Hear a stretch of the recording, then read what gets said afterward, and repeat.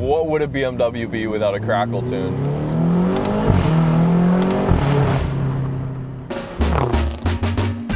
Behind me is a 2016 BMW X5 M, and it makes the same amount of torque as the brand new 2026 X5 M from its twin-turbo V8. It only makes about 50 less horsepower. And when compared visually to the brand new X5 M, it doesn't look all that different. So to a normal pedestrian, it might look like you're driving around a $130,000 performance SUV, when in reality, you probably paid a little closer to 30.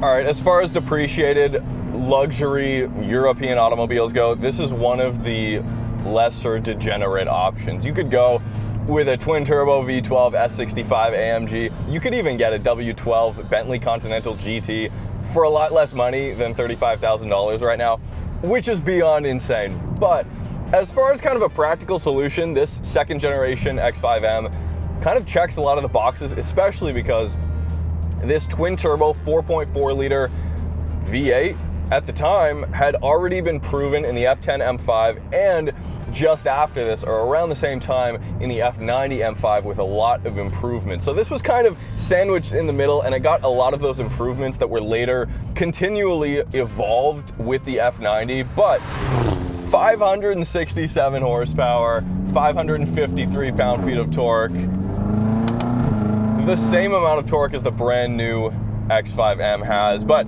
you do, of course, need all of that torque to haul around about 5,300 pounds.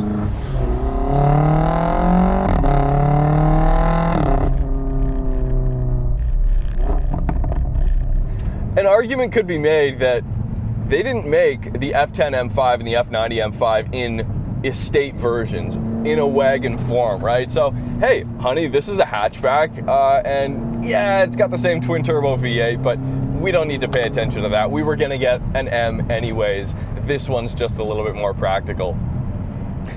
But let's talk about price. When it was brand new, this X5M had a base MSRP in the States, $98,000, with options easily, 110, 120. Now, they're sitting between $30,000 and $45,000 all day long. And yeah, will they go a little bit lower? Probably, but all right, we're gonna go back into M1, leave it in auto. I don't know how to use launch control, so I'm just gonna brake boost a little bit. We'll see how well it gets out of a dig. Oh, maybe I was in manual. Oh, I was. Okay. AC is blowing cold. We're living large, you guys. Oh, wow.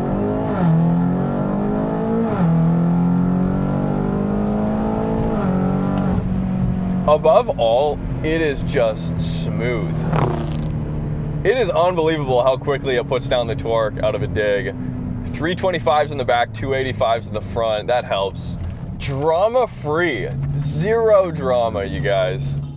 But before driving any highly depreciated luxury SUV, there's something I won't leave behind, and it's this, the Wolfbox 24 air compressor and jump starter. Even if you've imported an old car from Japan like mine, you know, or are about to find out, that a lot of these old batteries are either dead or dying. So when you inevitably find yourself on the side of the road unable to start or restart, you've got a high capacity 4,000 amp instant jump start for gas and diesel engines. It'll jump start my car up to 40 times on a single charge. But of course, as bad luck would have it, you've pulled over onto somebody else's mess and now you have a flat. But instead of making that embarrassing phone call for somebody else to save you, you're gonna save yourself. The Wolfbox 24 Air is a 4-in-1 solution, so of course it has a built-in air compressor that'll do up to 160 PSI, quickly inflating all sizes of tires with real power behind it. It doesn't matter if you're on a dusty trail or out in the freezing cold. It's got an IP64 waterproof and dustproof rating for the worst conditions you're going to find yourself in. Yeah, it'll fast charge your phone and your laptop at the same time, or if you're bored, you can go and find that lost 10mm under the hood with the 400 lumen emergency light. And yeah, that's a real emergency. Having an old car or a fleet of them used to mean you had the tow trucks on speed dial, but there's no excuse anymore. So grab your own Wolfbox Megavolt 24 Air using the link in the description. It's almost Prime Day, and that's when you're going to find the best deal on all Wolfbox products. Again, the links are in the description. Now back to the video. These, of course, come factory with BMW xDrive and the ZF 8-speed torque converter auto versus the F10 M5 had the DCT. This xDrive default 40% to the front, 60% to the rear, and it can send up to 100% of that to either the front or the rear axle. And then, this is the best, it does have the M Sport differential in the back doing real torque vectoring, splitting that torque to either wheel in the rear. So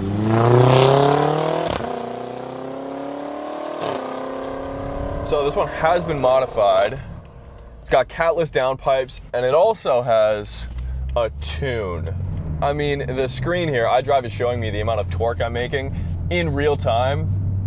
I don't know how accurate these systems are. It's probably being a little bit optimistic, but even at 2,000 RPM, 600 pound-feet,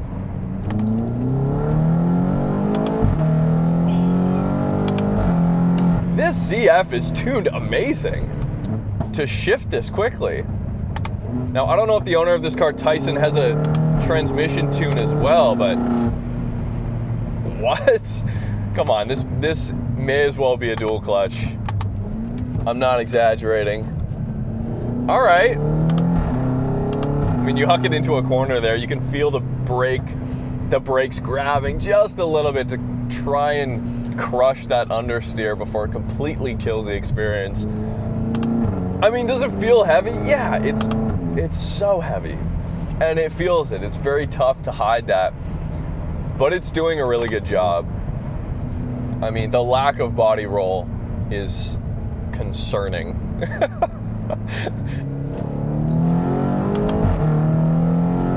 Bro.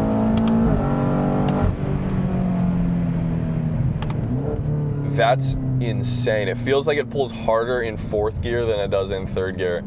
I'm not exaggerating.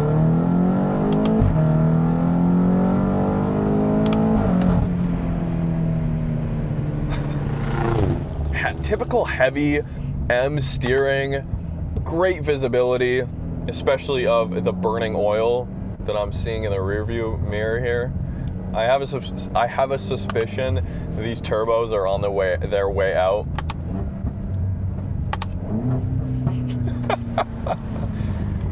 So yeah, of course it's got a crackle tune. What would a BMW be without a crackle tune?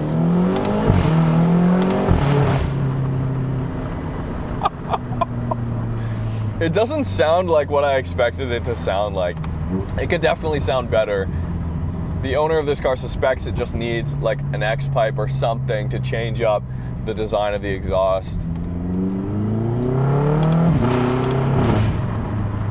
It takes just a second for the turbos to spool up, and there's no big punch of torque. It doesn't like smack you in the face.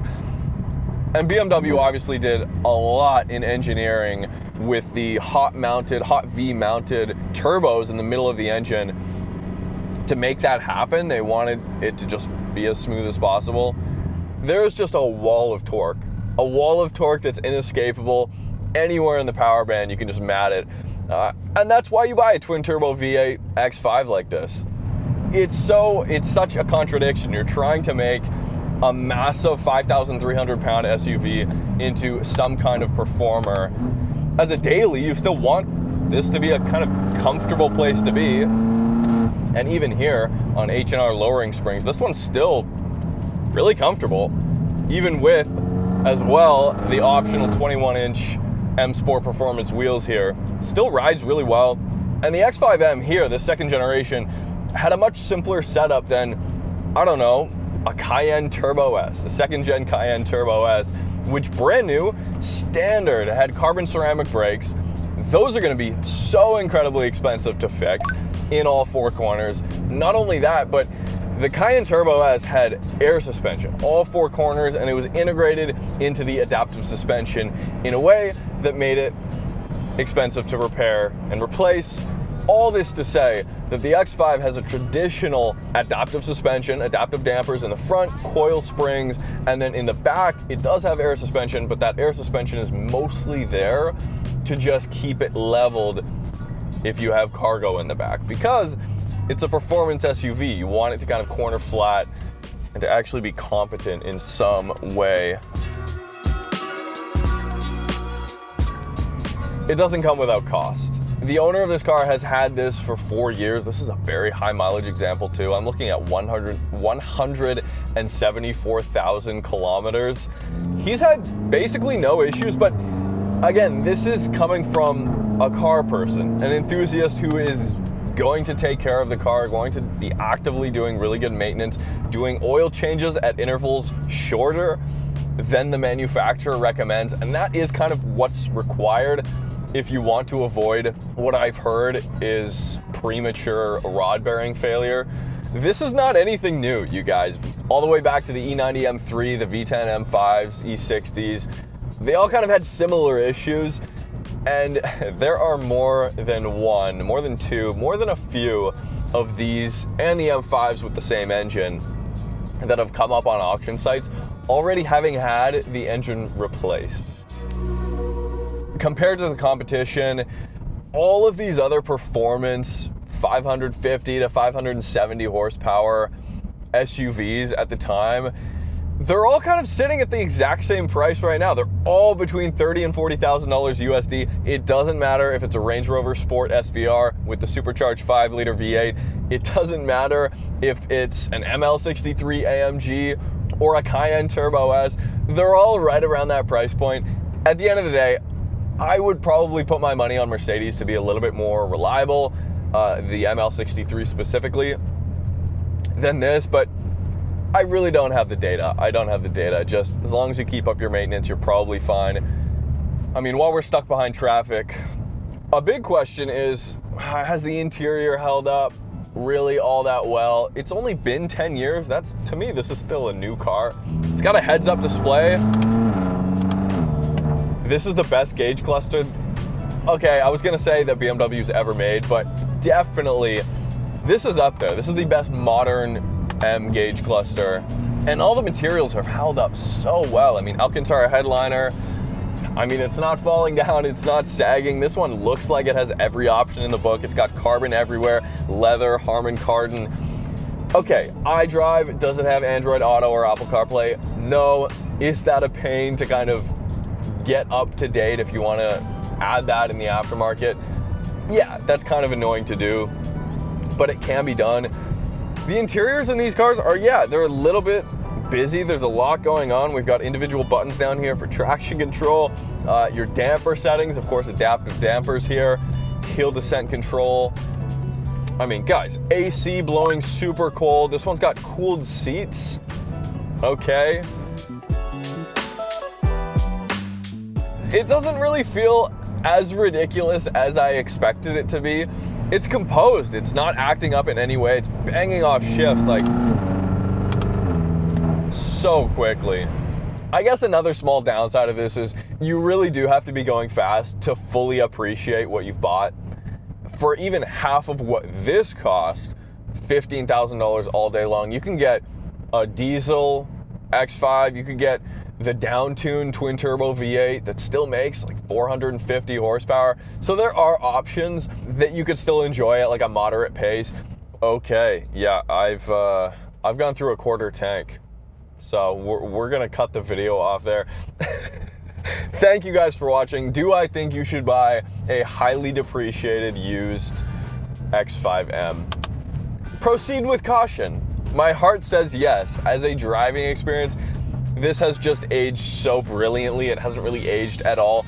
The only way in which it's aged is the infotainment. So if you can get yourself an aftermarket solution that doesn't look tacky, or if you can just deal with this iDrive and just stick your phone on the dash, then just do that and you've got yourself what feels like a brand new car with a better gauge cluster than a new M car has, and a car that cost you $100,000 less than a brand new one. So thanks guys for watching. Hit me up in the comments, let me know what you think. We'll see you next time.